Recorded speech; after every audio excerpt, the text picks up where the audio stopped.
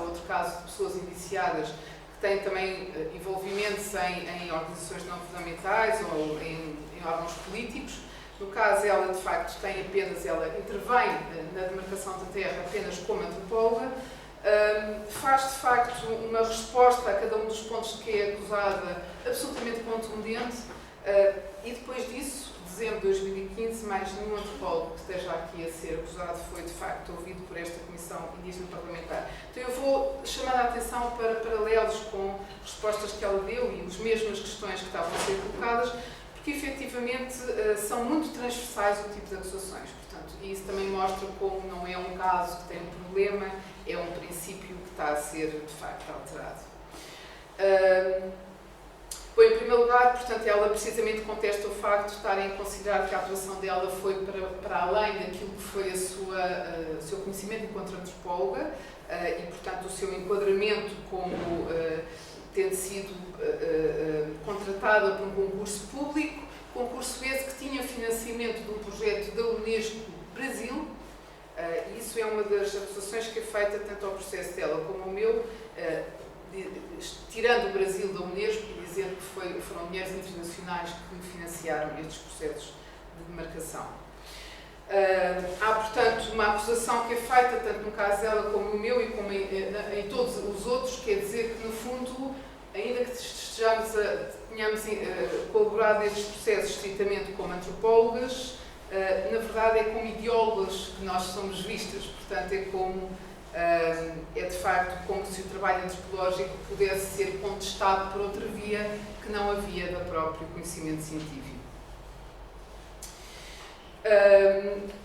Há sistematicamente, nas acusações que são feitas à Flávia, há sistematicamente acusações que resultam de citações que são tiradas fora do contexto, o que é também uma sistemática forma de acusação que é feita ao processo de marcação da terra indígena de Pinambá de Olivença e ao meu trabalho. Por exemplo, é dito que eu estou de acordo com uma série de conceitos ligados com a ideia de emergência étnica e de etnogênese, quando de facto eu tenho um capítulo inteiro, e é citado o excerto de um capítulo em que eu discuto essa ideia, quando de facto nesse capítulo eu discuto essa ideia para a contestar. E portanto este é um bom exemplo de como as citações são recortadas para quererem dizer o contrário do que está a ser dito. E depois uma outra estratégia utilizada também é de uma cronologia totalmente baralhada. Portanto, as datas em que as publicações aparecem são tiradas do contexto. Assim, por exemplo, no caso da Flávia, são feitas várias citações do projeto de tese de doutoramento dela como se fosse a tese. E, portanto, obviamente, confirmações que são anteriores à realização do seu trabalho empírico, como se tivessem sido posteriores à realização do seu trabalho empírico. Assim também, por exemplo, eu uso muito um artigo que eu publiquei na Etnográfica, na revista etnográfica conhecida pelos antropólogos em geral, e que publiquei antes da realização do trabalho de campo, isso é dito no início, no meio e no fim. Este artigo é citado sem citar a data em que ele foi publicado, para dizer, por exemplo, e agora cito o relatório, a antropóloga refere-se a múltiplos intervenientes, sem identificá-los e estranhamente informa que não conseguira falar com os caboclos de Sapucaira. Não conseguira falar porque era um artigo de 1997, resultante da minha primeira apenas prospecção de campo e não ainda de trabalho de campo. Bom, há depois ainda em relação às cronologias, há, por exemplo, uma afirmação de que eu teria ido ao Brasil buscar material para uma tese que eu já estava a realizar sobre os Tupinambá de Olivença, a minha tese de mestrado. Devo dizer que a minha tese de mestrado foi defendida em 1995 e foi sobre a velhice no centro de Portugal.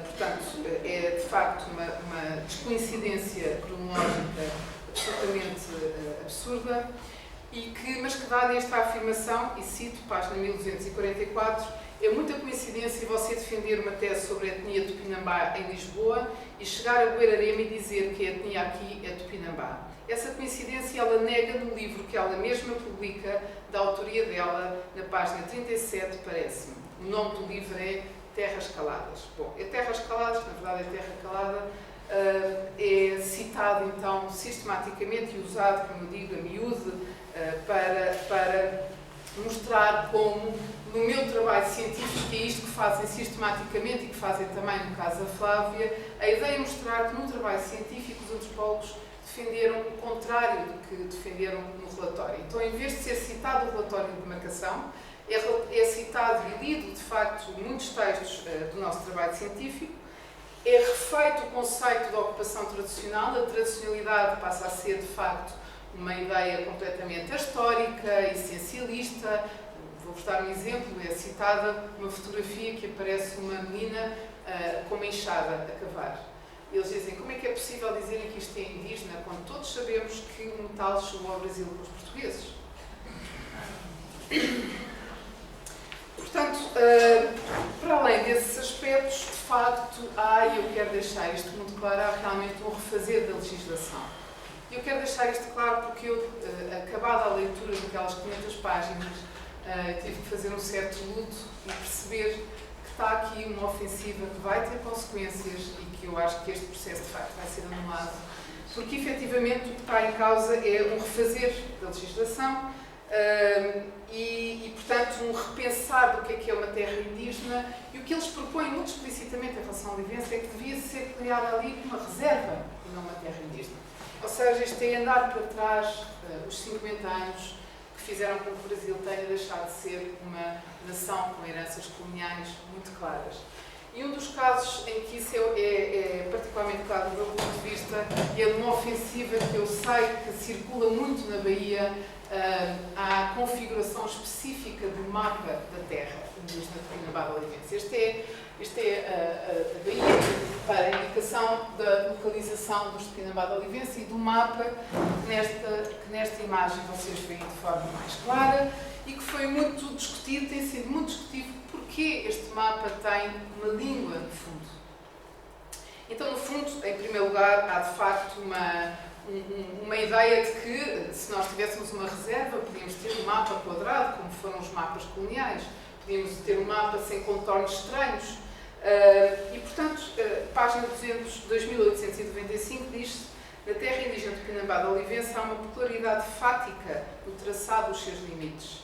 A linha para contorno de resorts e outra propriedade à beira da praia, sendo ainda mais estranha que a estreita faixa que se estende junto ao mar, mais ao sul, como a compensar aqueles trechos também junto ao mar.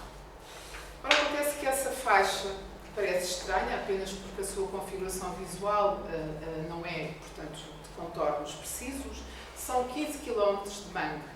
São 15 km de um recurso natural que, como a legislação prevê na ocupação tradicional da terra, têm que ser assegurados quando se faz a demarcação de uma terra indígena.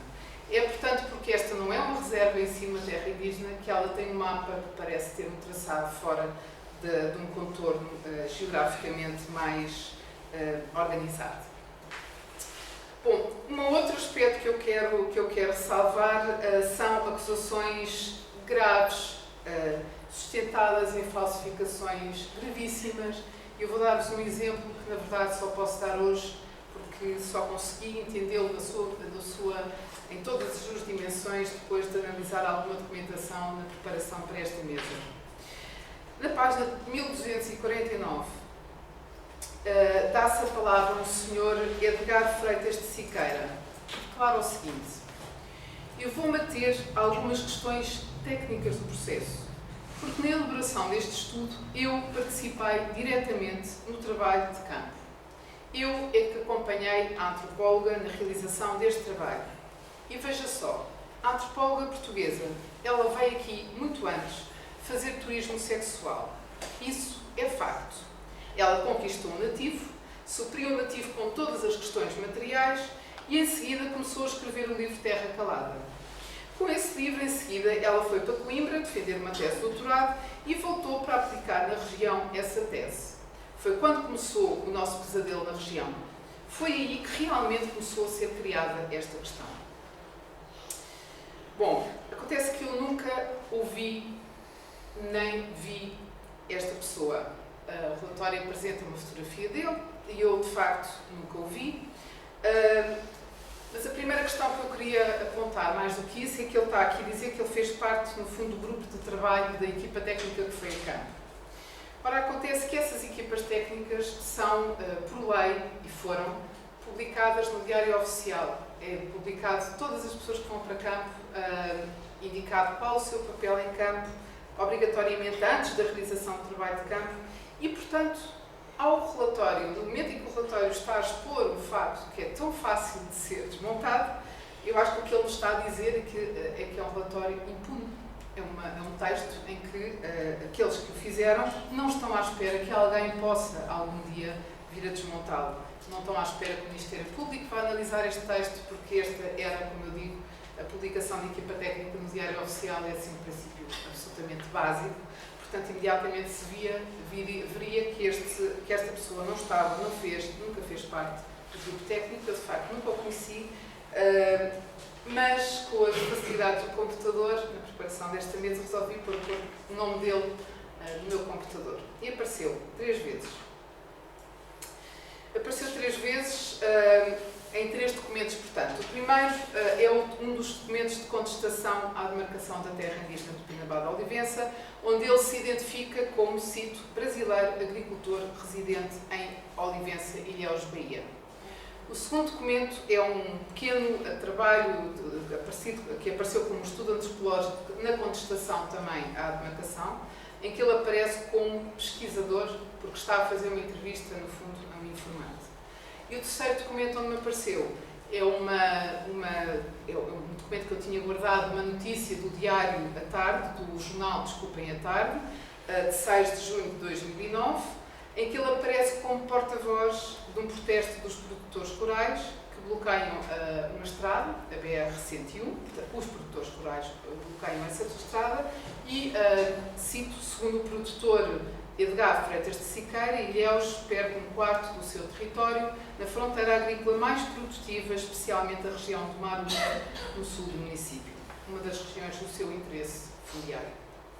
Então, os problemas é que ele é reouvido neste relatório. O testemunho dele é dado como testemunho de alguém que esteve em campo, sabe em primeira mão do que é que está a falar e à partida, portanto, sabemos qual é que é o seu verdadeiro enquadramento. É claro que, para além disso, eu quis dar este exemplo também para mostrar como se trata de um relatório com atitudes misóginas, como a acusação do turismo sexual, racialistas, integracionistas, absolutamente inequívocas.